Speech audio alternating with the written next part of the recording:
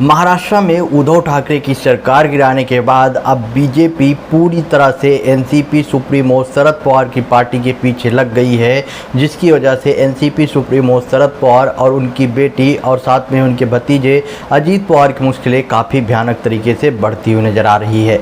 आपने देखा अभी कुछ दिनों पहले ही एक अपडेट आई जहां पर बताया गया था कि कुछ केस में अजीत पवार और उनकी बेटी सुप्रिया सुले के खिलाफ में जल्द ही कार्रवाई होने वाली है। मतलब कि शरद पवार की बेटी सुप्रिया सुले के खिलाफ में और साथ में उनके भतीजे अजीत पवार के खिलाफ में जल्द ही कार्रवाई होने वाली है। कई केस में छानबीन होगी, लेकिन अभी तक ऐसा कुछ भी कंफर्मेशन नहीं मिला है। लेकिन अब इन्हीं सब चीज़ों के बीच में महाराष्ट्र भाजपा के मुखिया चंद्रशेखर बावनकुले ने शरद पवार की बेटी सुप्रिया सुले के लोकसभा क्षेत्र बारामती का दौरा किया।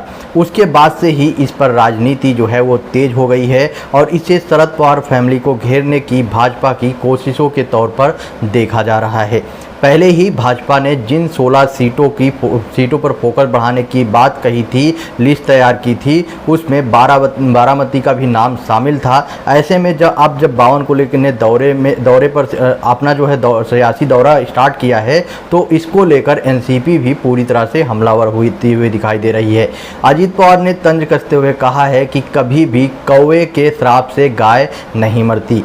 मीडिया से बात करते हुए शुक्रवार को अजीत पवार ने कहा, क्या आप एक मराठी कहावत जानते हैं कि कौवे के अभिशाप से कभी गाय नहीं मरती। उन्होंने कहा यह सच है कि भाजपा के नए अध्यक्ष बारामती आते हैं तो काफ़ी चर्चा होती है।